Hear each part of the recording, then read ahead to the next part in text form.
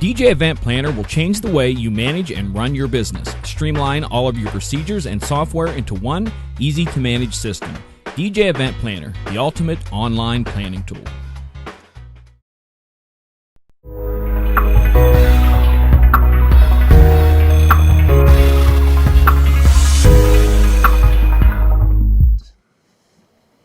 Well, hello everybody, and welcome to Monday night. It's weird. For the longest time, it was just John and I. It was like we had to socially distance, and then we got Shani, who was like in the middle, from John and I. So we added that, and now we got two people from Pennsylvania. Like we're really getting close to the social distancing, breaking it. But welcome. In case you didn't know, that's MJ down there. I think he's down. Are we supposed to be wearing a mask? Where's he at compared to me? Diagonally for me, so close enough. But yeah, so here's the deal. We got all four of us in here tonight. The band is back together, and so we are going to have some fun tonight. Lighthearted, enjoying ourselves. We might make you laugh. MJ will make you mad, but it'll all be good in the end. But if you start feeling a little of the hater thing coming on, MJ's going to classify you and put you into his next speech. So you got that going. There you go. So you might be inspiration. Right there, I just felt like, you got the band back together. I felt like David Lee Roth when they put Van Halen back together. I know I'm welcome and liked, but I'm pretty soon probably going to say something that gets me kicked out again. Yeah, hopefully your voice lasts better than David Lee Roth's voice did in his return.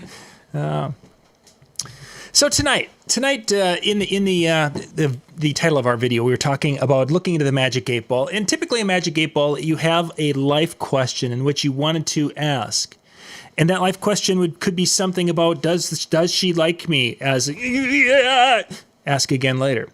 Instead of looking at it that way tonight, we're going to go back in time to a time when we were all a little bit younger and find out what some of those moments were and influences were and situations were of how we started and where we've come from to get to where we are today. And those moments possibly, where there was a decision to make in our career. Do we go left? Do we go right? When that Magic 8 Ball would have fit into that situation. But we're going to find out a little bit more about a lot of the folks here you've seen on DJNTV for quite a while with tonight's show. See how I tied that all in? That was a good job. Yeah. So let's just offer. Some of you have heard us talk about our origin stories, for lack of a better way to describe it, because I'm kind of a superhero comic book fan there, so I got to origin stories. Let's go back and look at where we're beginning. I want to go around the room, and the first thing I want to have you guys share is one of your early musical influences, something that musically early on caught your ear and said, wow, this is pretty cool. Could be a song, could be an artist.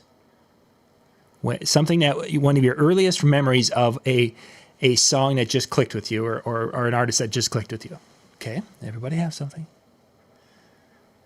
Shani, we're going to start with you, please. I'm just glad to be here. No, there's no points with tonight's show. That's next week's show or the game show. Oh, okay. Next week was points. I got since we were all back, I just got really confused. I was about to go C. The answer is C. C. Well, there was a 10cc group back a long time ago, but that was way before your time. All right. So for me, in my early days, as a lot of people know, because I know we've talked about history before, I was a dancer. So just seeing an artist that had like a full production, not just somebody singing on stage or playing music, but having that full production of the lights and the music and dancers and the band and everybody just getting into it. That always used to just make me just sit there and just stare and be like, wow, that's so cool. That's so cool. So for me, it was a lot of the like Motown artists that kind of did the dancing itself. If it was just them on stage, or if they had, like a Tina Turner that, danced herself and had the dancers. Mm-hmm. So for me, I just love that full production all the way up till like Michael Jackson of just doing the crazy production stuff. So for me, it was those type of artists that just got me going like, wow, now that is why I love music, is seeing something like this come together because of the music. Excellent. So I'm going to just for clarification or for classification in our show, Tina Turner is going to be the one that would be one of the early influences. Yes. There. We'll go around across the top. Dan, you are right. You would be next. I'm next. Okay. I have to go with two. I don't know. I kept trying to go back and forth as far as which one kind of started influencing some listening styles first. So one would be Fresh Prince of Bel-Air. Not Fresh Prince of Bel-Air. Wow. I think I understand what you're trying to say. DJ Jazzy Jeff and the Fresh Prince. Well, that's a little bit better. I went back full time with kids today. My brain's fried. But no, one of the first tapes I think I remember having and purchasing was He's a DJ, I'm the Rapper. Mm-hmm. And there was a lot of tracks on there that, and I just kept, I'd listen to the whole tape over, flip it over, keep listening. And it was one of those things that I really started, getting into that side, because in my area, there was no radio stations that were playing it. I grew up with basically 3 channels because of where our house was, like in a valley. We couldn't get a lot of over the air. The cable didn't come there, et cetera, et cetera. So to kind of get exposure to that, it was a little bit different. On a kind of a flip side, similar type of style, but very different messages, was a group called DC Talk. A Christian pop group, kind of hip hop-ish group, that I followed and continue to follow, and still to this day, one of the lead guys is Toby Mac. He's gone solo, and anytime he has a new album come out, it's one of the first things I pick up. So just again, getting into that music, getting into that feel, hearing the way lyrics were put together, and I always love things with the beat, and so the fact that it was that style was always something that I was really drawn to. Interesting. You had a variety. And you make me feel so old, because all of those things would have been way far into my DC Talk. Oh, they're like a new group almost in my world. But anyway, MJ. Oh, it's me. Yeah. 2 words.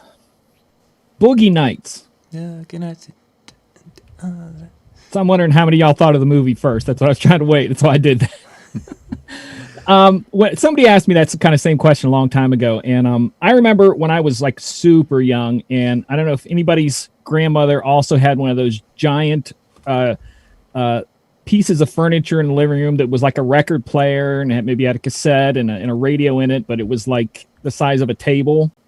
Well, she had one of those, and I would take some of my sisters and brothers' records and play it, and I remember playing that one on there, pretending to be a radio DJ when I was a kid. And that song, I think it's what got me started in my love for house music, that fast, steady, dancey beat stuff. And so that to me probably was a point for me, is I believe, if I remember right, I was probably in grade school, and just, hearing that dance and that Boogie Nights and that continual, the what nowadays is called vocal house and stuff. But I think that just kind of did it for me, when I heard that and just felt powerful to press play on the record player and make that song play. So, yeah, it was a cool thing to be able to play music, whether it was on tape.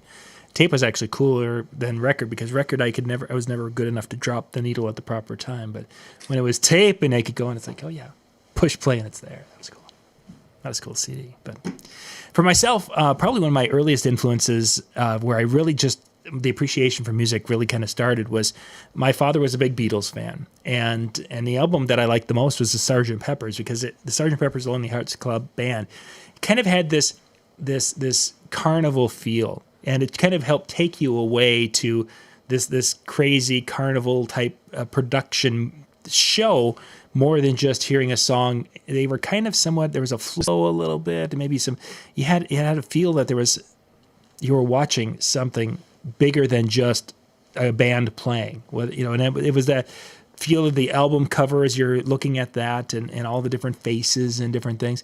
And it really was probably one of my earliest that it started to make that my appreciation for music and the love of really kind of, in some cases, a storyline within music, as opposed to some of the things that today there isn't really a storyline. But at that particular time, I really started to develop that appeal over some of the others. So that was my earliest. So talk about your very first experience of performing. Any performance, but I want one of your earliest performance things. It could be a elementary play. It could be the band concert. It could be your earliest performance. Dan, you're going to start. Oh, geez. We rotate through. I know, but you kind of threw me for a second, because when you started talking about performance, I was thinking of like the DJ side of the performance. No. And then you went to other performance. So I didn't do a lot. I was very kind of shy in a lot of aspects. And so, and some of you are like, when you've seen me face to face, you see that side. And when you see this, you kind of go, wait, what?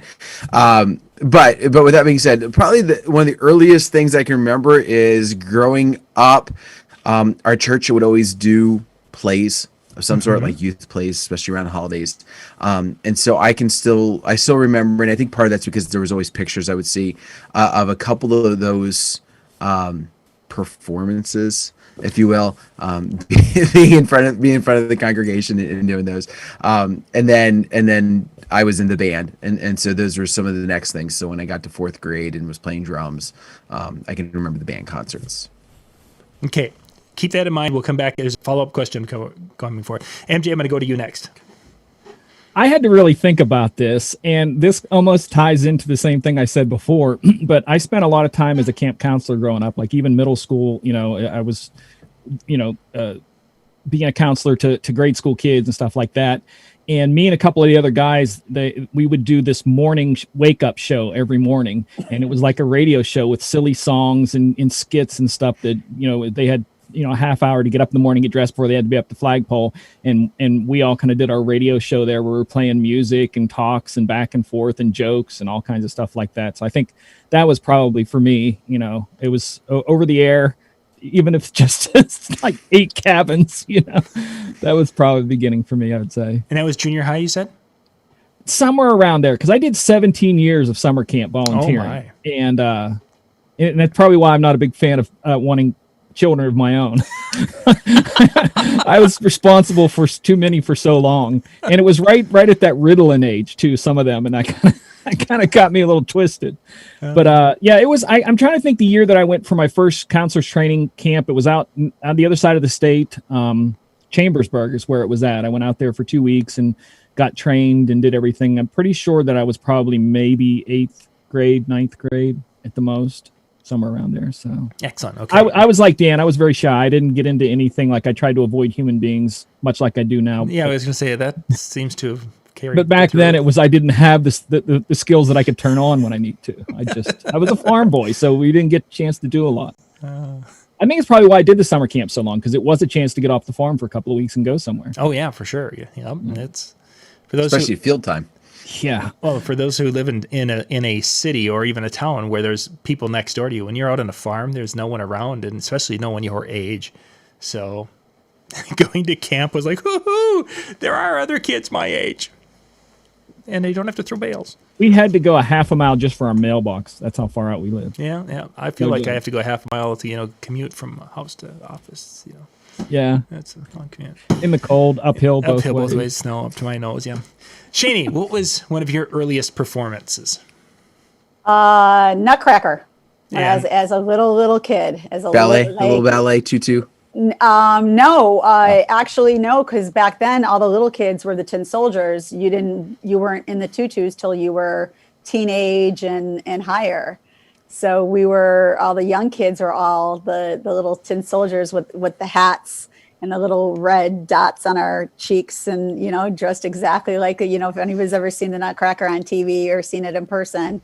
That was me for years, doing that little Nutcracker performance. Are there pictures, Shani? Oh, there's pictures, but definitely those are not social media. Those aren't even on Betamax back then. I don't have any of those on Betamax or VHS until I was like maybe teenage. Then I just have the old pictures. I just have the pictures in the photo album from my parents back then.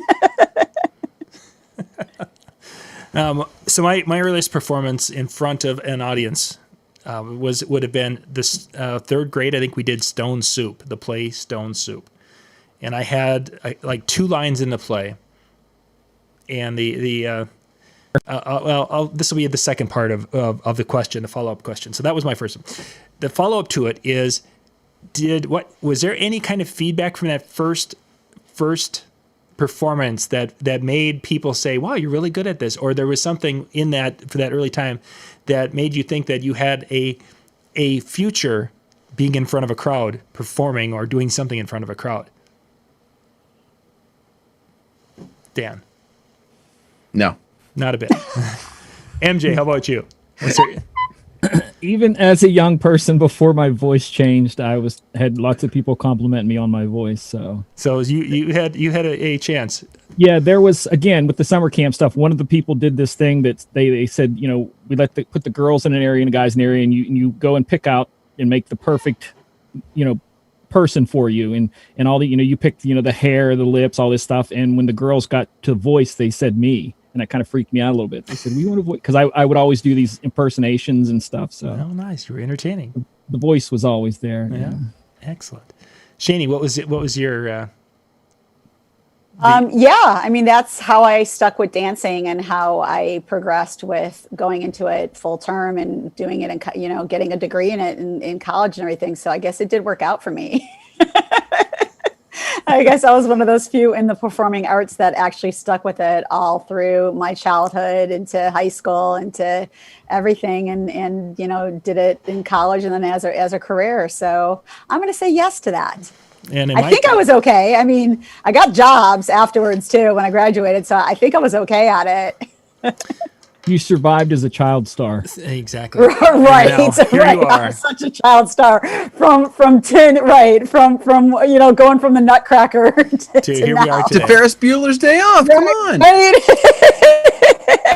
Now I think I had a bigger part in Nutcracker than I did in Ferris Bueller when I was older. And then, so my situation, early on, I had my musical teacher tell me that I had no concept of what music was, and I couldn't carry a tune. I had the person who was in charge of putting on the plays. She gave me a few lines in that first one, and then when I wanted to try to go out for something in the next year, she said, "Yeah, but how about you don't?"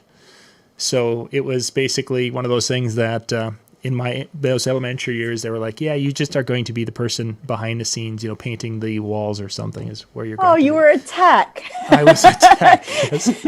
I was going to be. That was your first time of all black.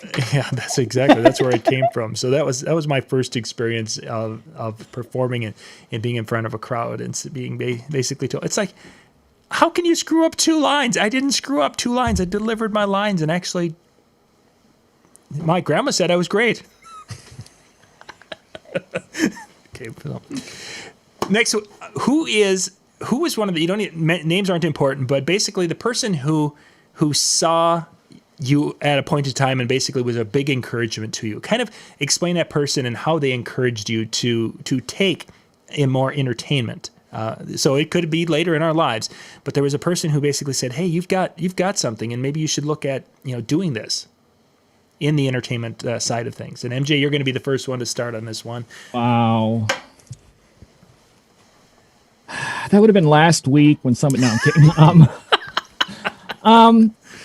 It's odd. I've done so much in my life when it comes to the arts. I mean, I started as a drawing person when I was younger. I had stuff in national competitions and stuff, and that was encouraged. And as I got, to my late teens, early 20s, I got into dancing, and that was encouraged. And I won all these dance competitions, and DJing was there, and singing was there, and playing instruments was there. Dan, I also played the drums starting in like 5th grade too. But probably, it's going to sound stupid. I was in my 20s, and my friend John was getting married, and his stepdad, Big Rob, knew me from when I did my dancing and stuff. And this guy, he's just a no-nonsense BS guy that I wouldn't even think to stop and pay attention to some dude dancing. All right, he's that kind of guy. Why would you watch a dude dance, Mm-hmm. And he's like, man, you really should think about moving to Vegas. You really have what it takes. And I'm like, you about to sell me, insurance or something? Is that what's going on here?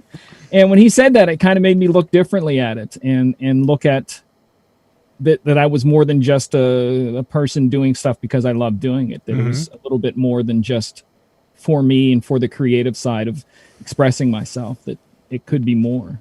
So I know that was kind of late, but like I said, the other stuff, I just have always done stuff. So mm-hmm. It was always one of those things that I never thought about other than, can I do the next thing? Can I do the next thing? I want to, mm-hmm. Can I perform? Can I whatever? And that was one that made me kind of think a little bit more, Shani, who is your person who basically kind of opened your eyes and said, you've got skill, you could do this? I actually have a couple, just because of all the different stages mm-hmm. of my life of doing different performances. And I definitely want to say my parents were there throughout everything. And I was blessed that, as we all know, being in the entertainment industry, being in the performance industry, at the start, it's not big bucks. we all know that. And we need a lot of support, whether it's our spouses, whether it's our family, whether, it's somebody that's always there to support you. And growing up, my parents were definitely the people that supported me when I said, hey, I think I want to pursue this full time. I think I want to go to college for this. I think I want to get a degree in this. I think I want to dance professionally.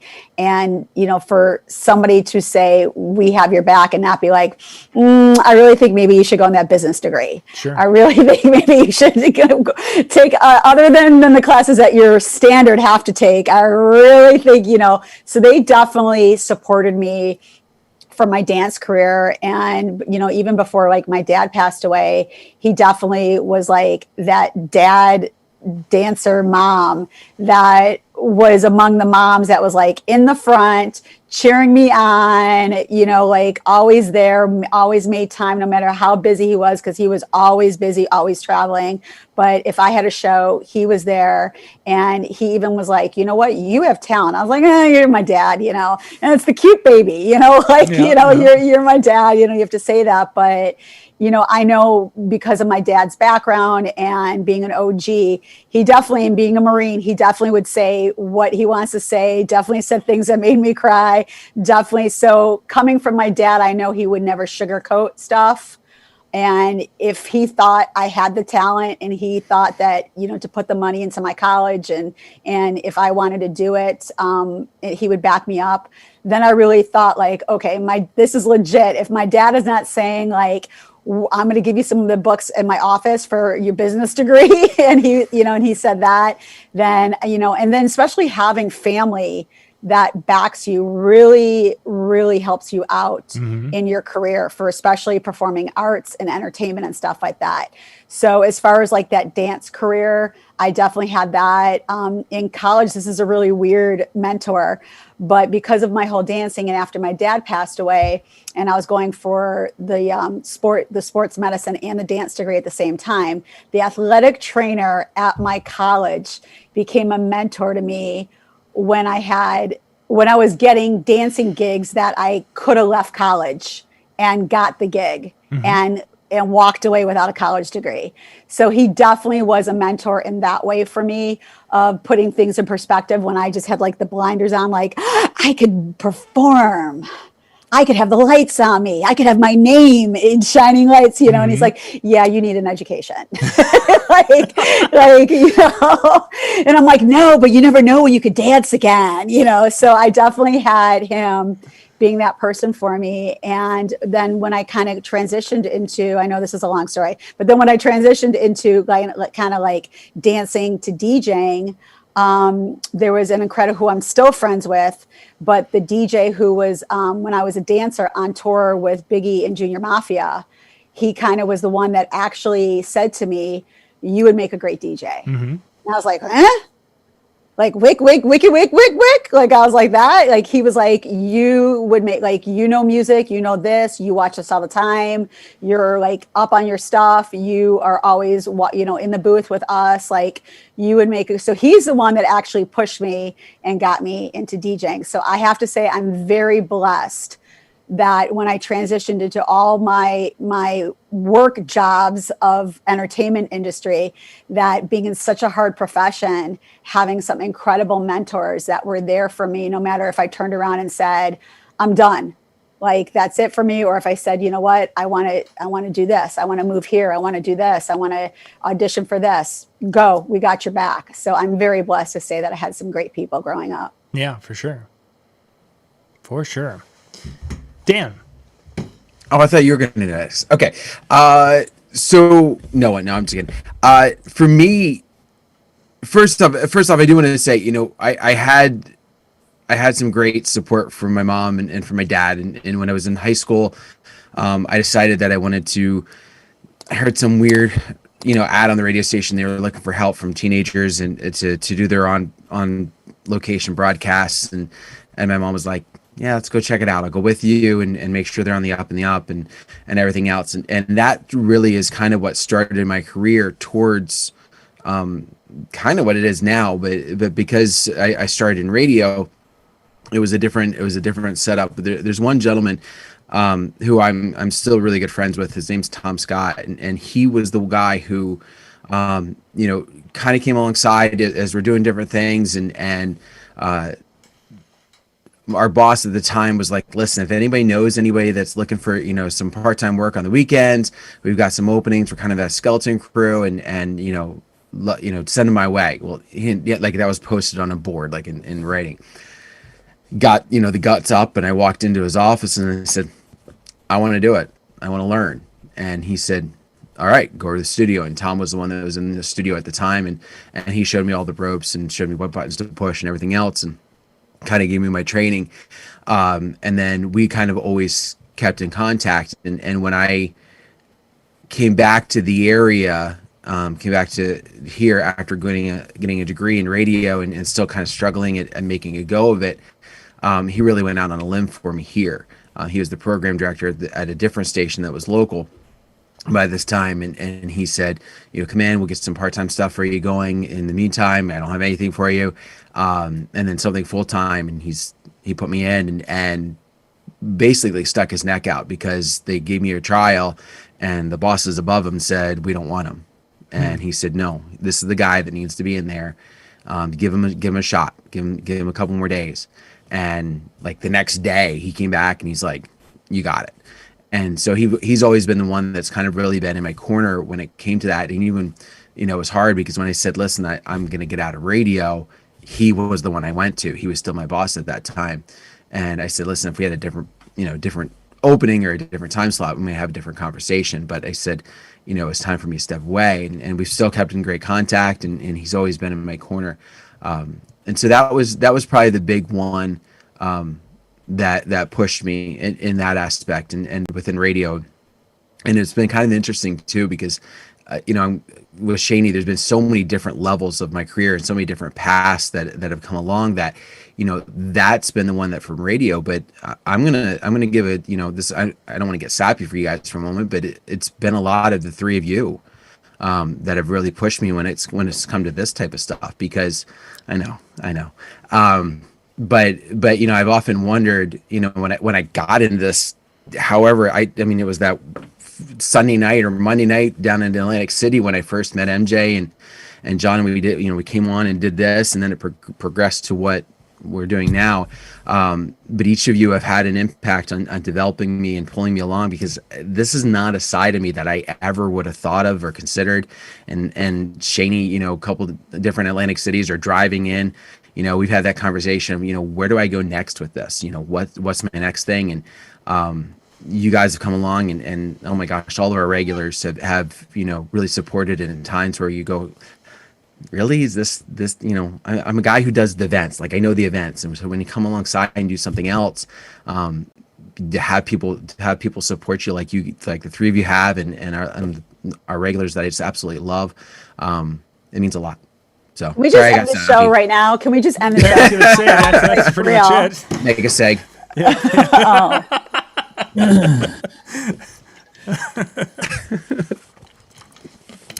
Thank you. I needed that. Thanks, Yeah, I Dan. was gonna say, actually, That was perfect. That was perfect.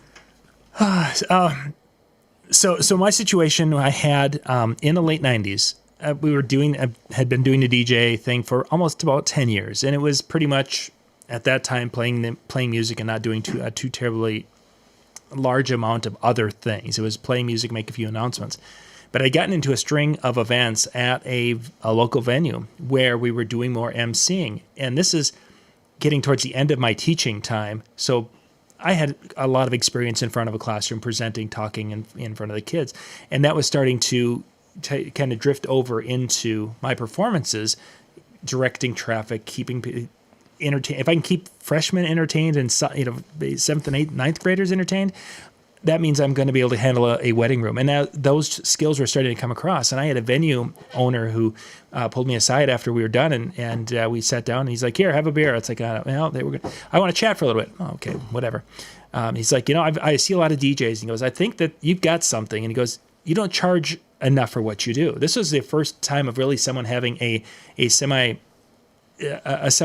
getting what you're worth type conversation. This is prior to Mark Farrell. And he's like, "You should be 2 to 3 to 4 times more than most of the DJs that come through, because you've got a skill that most of them do not have." It's like, well, I didn't think that was that unusual. And it used to be when we had the multi system, this was just at the beginning of the multi, it's like, I just figured I could teach anybody how to do this and they would be really good, or they would be pretty good. It didn't occur to me that there's a part of performing, a part of speaking, part of being in front of a crowd that was innate. It just didn't register until he basically sat down and said, "Yes, what you are doing is different. You've got something. You should be charging more. You should be doing more, and being, living up to, in essence, that potential," which was kind of an eye opener for me. Prior to that, I hadn't really thought too terribly much about it. So just some venue owner, and I believe, if I'm not mistaken, he was dead 2 years later. He passed away. But he dropped his knowledge on you, and that's all that matters. He did. He really, it was that throwing that out, that opening your eyes to a situation, and saying that, hey, I think that you've got something here that I don't see all the time. Which, just knowing that was kind of neat. But then he didn't just leave it at that. Like, "You're the greatest DJ ever." You kind of hear that as people leave the dance floor at the end of the night. This wasn't that type of a situation. Initially, when he started having a conversation, I figured that's what it was. Okay, great, whatever. He probably wants me to work New Year's Eve for half price or something, and that's where I figured this was going. But it was not that. It was like, you've been here and you do a great job, So he was a guy that just basically started that, and because of him and Mark Farrell and a few others, we got into that early 2000s.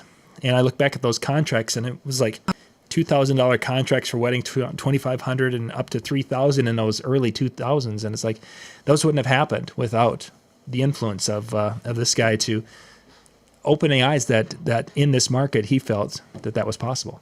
So it was kind of a cool thing. So as we progressed through our careers, there had to have been a moment where, and this is gonna be a little bit downer on the downside, but this is a moment for us to be kind of real, because it's not always sunshine and roses when you're doing something, when you're building something, or you're putting your heart into something. There's going to be a moment where you're like, what am I doing here? Whether something happened or you've had a streak. And if you could share just a little bit, looking back, when you've had that moment of frustration with the entertainment side, what have you, and you're like, oh, maybe I made the wrong choice, or this just sucks and I need to modify whatever it was. But if you could just kind of explain a little bit about a struggle you had at some point in your career, and maybe talk a little bit about how you got past that. Okay, I'll let you think about that. And this one I'll actually start so you guys have a little more time to think about it. Multi-system company. We've got, at the time, I think we had 5 DJs that we were running. And it was one of those weekends where one of the DJs, her engine light came on and she didn't get to her show. Another one, the DJ, her gear didn't work. And so I had 2 events where basically I had couples screaming that they wanted their money back. My particular show that weekend was one of those weekends where it was horrible. No one danced, everyone drank, and then they were obnoxious and there were fights all over the place. I think of all of us, I think Lori was the only one who had a good show. And it got to that Monday after having that weekend of Sunday, the bride's calling from those 2 events. And, your DJ never showed, or your DJ's, she tried to play on a boombox. What in the world? You get to that point where it's like, this just isn't worth it anymore. I should go back into teaching. There wasn't worth that amount of stress in my life. And it was one of those moments where you realize that, okay, I can't, even though they're employees or they're staff of ours, I can't dictate how they're going to do things. People are going to do things and make decisions on a Saturday night prior to cell phones that I can't control. And all I can do is control those things in which I could control. Prior to that, I think I had this complex where I thought I could control everything and make sure everything went smoothly. And it just became one of those nights where it was a realization at that moment that, okay, I can't control everything.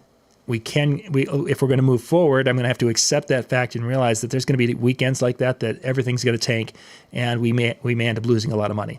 It's just going to happen if you're in business. And it was a tough thing to deal with at that moment. Looking back on it today with cell phones, it wouldn't have happened like that at all. But at that moment, it felt like a catastrophic weekend, because we went from a typical, $5,000, $6,000, $7,000 weekend to we actually lost that money that weekend because I had couples that wanted money plus back, and I had no grounds to not give them pretty much everything they asked for, because our DJs ruined by a no-show and by not understanding that the amplifier came out of the plug-in on the power distribution thing. The plug-in was loose. They didn't check it and didn't have so. But that was probably one of my darkest moments in the industry, as far as thinking that this sucks, I'm leaving. MJ, you're right under me. I'll have you go next.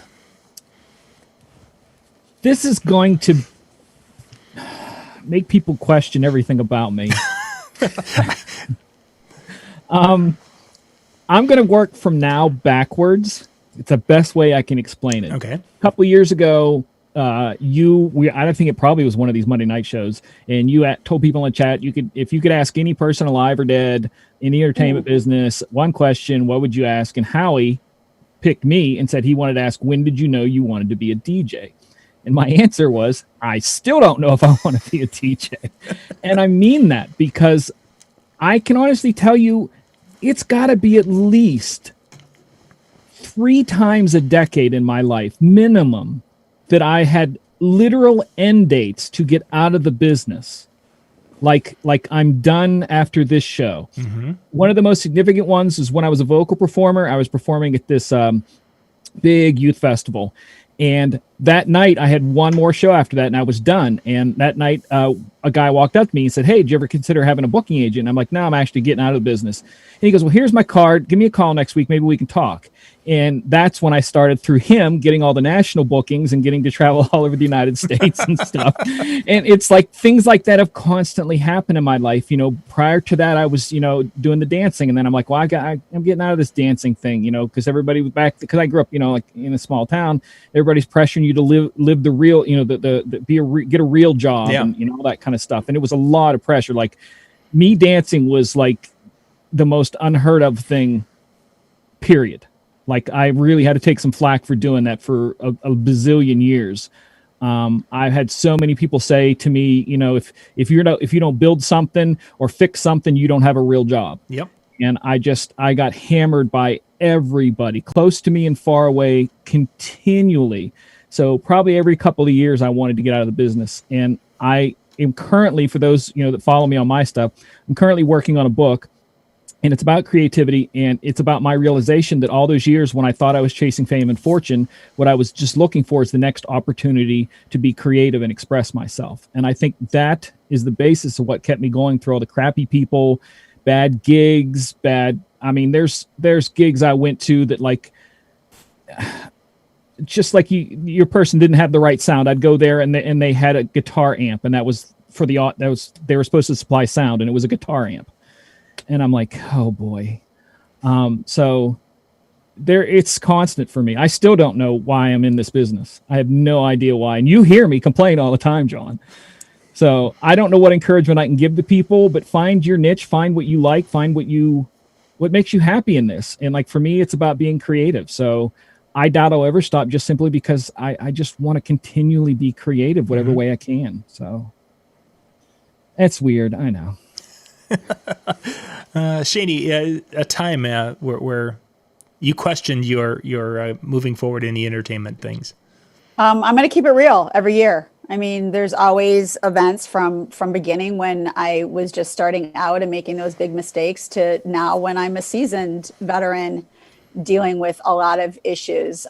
For those that really don't know what I do in the DJ world, weddings are just maybe 5-10% of the type of events that I do. I do full on production mitzvahs. So I deal with seeing the same groups of families and kids and adults every single weekend for the whole entire season of a school year. So when you're dealing with friends of friends of friends of friends, they all want, how is my party going to be different than the Goldbergs party that you just did? I'm spending $8,000 with you. What are you going to do to make my party different than my best friend's party?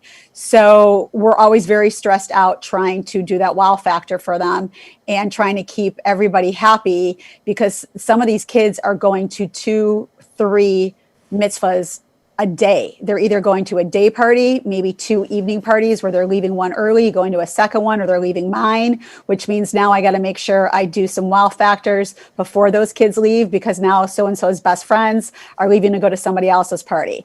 So it's very stressful. It's very challenging, but it's also very gratifying at the same time, because you are doing such a big production.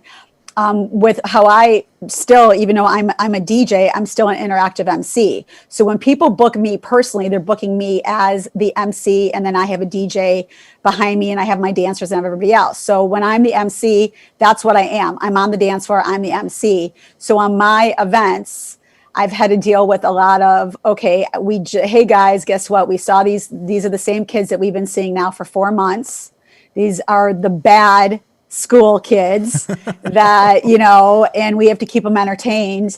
So I've had to deal with a lot of situations where within that opening dance set after cocktail hour, where we're trying to do a wow factor, it's like, look kids, Titanic straight ahead. Like, it's just, and you're just like, oh my God, we have 4.5 more hours now. Like, this is like, what the hell? Like, we couldn't even do a 20-minute opening dance set with these people, and we have 4.5 hours. Oh wait, no, there's a montage. So let's take out 10 minutes, like, stuff like that. But that's when, like, you're sitting there and you're literally looking at your watch, like, oh my God, why isn't dinner coming out? Oh my God, I need to like stop this dance set because we have to regroup.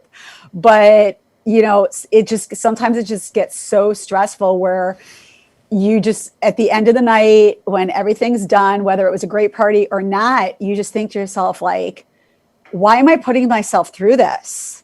Like, why am I putting myself through all this stress, all of this, when I can't do anything right? Because it's the type of, like, anyone else in this, and I've called other veterans, I've called my New York friends where all this came from and said, what could I have done different? This is what I dealt with. And they're just like, nothing.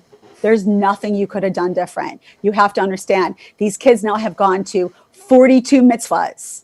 Like, as much as they want to hear the same music, they don't care anymore. They're bored. They're there because their parents are like, oh, you're going to Johnny's party. You're putting that damn suit on and you're going to Johnny's party. We will pick you up at midnight. don't text us, don't, so it's like you got the kids who like don't want to be there, and then you got like parents who are on the verge of getting divorced, but they still had to throw the party, and you got to deal with, so it's like you're dealing with all these obstacles of things going on, and you're like, should I just do weddings? Like, should I just stick with corporate? Should I just play Baby Shark and just do elementary school? Like, I don't know. Should I get back to just choreographing and doing like trade shows? Like, that's when you just, but then again, you deal with that. But then you also, the next week, you have that great event. You have that great party. You have that one client that loves everything you do. And you're just like, oh, that bad one. Okay. So, but I'm going to keep it real. It's always going to be there. It's always going to happen. Even to veterans, it just happens that with your group of people you got to regroup and just be like, okay, guys, put your heads together. What can we do? Okay, you do this, you do this, you do this. Let's do this. Okay, let's stop concentrating on this and let's go to this. Okay, let's concentrate on the 80-year-olds. Let's just do 17 Frank Sinatra songs for them. And you just have to do that. But it sucks. Like, it sucks when you know in your head, this is a one in a lifetime experience. You can't repeat it for the people. So like that's going through your head. It's not like, oh, we'll do this again in a month for you. Like you can't repeat it. You put so much time into this, how much money they're spending on you, that's going to get thrown in there. Like, I spent, and you're like, man, like, should I just get a 9 to 5? Like, should I put some khakis on and a blue shirt? Answer phones. Hi, this is Shani. How can I help you? And then you're like, no, that's not me. That's not what I want to do. But it sucks because everybody in this industry, it hits us hard. Like, we take it so personal and it hits us hard. And no matter what people say to us, like, oh, don't take it personal. Come on. We all take it personal. Like, we all take it personal, and it sucks. And you lose sleep and you think about it and everything. And it's just like, there's really nothing you could have done better. If somebody else would have done it, there's nothing you could have done better. And it just sucks that we all have to deal with those situations with the equipment, with whatever we're all going through. But, I'm not going to say it's never going to happen again, because I'm sure, I'm going to be happy when I get back to events again. I just hope my first one isn't a crash and burn one, and then again, maybe I'll just get it out of the way and have it be that crash and burn one. But it sucks that we all go through that. And then the stuff that's going through our minds, because this is stuff that we can't, deal with. It's terrible, but it happens and it sucks. That it does. Yeah. No, I just don't want to. I'm not going to go do any DJing next year now. I just feel the pressure. All those things that do that. Dan, what was your moment? I've had two different sides. So let's talk the radio side first. And because that was kind of the first time where I didn't get out of entertainment fully, but I was starting to kind of work my way out. So I had kind of gotten the shaft when I was living in Tennessee, when I was working for a radio station there, and got let go, and it was kind of a weird circumstance, and moved back home, regrouped, and I talked, how I got that start again locally, and I was doing it for a while, but I also kind of saw the writing on the wall of radio was one of those careers you either had to move a lot or you had to constantly get worried about getting fired, and so I was just like, you know what, I'm going to go for something else. And so I got my teaching degree, but even at that, I didn't want to leave radio. But my wife and we'd been married right before I started school. And so it was one of those things where I'm like, okay, I'm going to make it through this. But I was going to school during the day, and I was on the radio in the evening. And so we really didn't see each other. Like, she would come and bring me dinner, and that was pretty much about the only time we spent together the whole time. And so when I got to the end, it was just one of those things where it just kept weighing on me. Like, I'm not seeing her at all. And then I would do an event on Saturday, and come Sunday, she'd want to go and see her friends. And I just want to lay on the couch and do nothing, because I've been going all week long. So it just weighed on me. And so finally I did. I got out of radio, and I was able to still keep that bug of playing, because I was playing for one of the local bar/dance floors. And so that kind of kept me going, and weddings and that kind of thing. one of the things though that's really weighed on me, and this has been the one side of what I do that has kind of like sometimes been like maybe it's time. It's not been the events. Those have been fine. We've, as each of us have talked about, there's been those difficult events that you go, oh my gosh, like maybe I've lost it. Like maybe I don't have it anymore.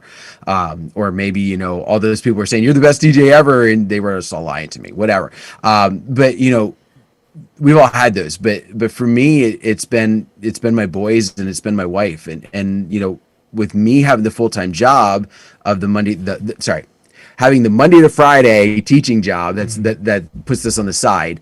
I have a different viewpoint, but I'm also doing that throughout the week, and so then when I'm doing events on a Saturday, and my wife's posting an awesome picture of something she did with the boys, or my son's going camping and the leaders are going, so are you staying this time? And it's like, no, I've got another wedding, and they're like, oh, that's cool. And in my head I'm going, yeah, but I can't be camping with my son. Yeah.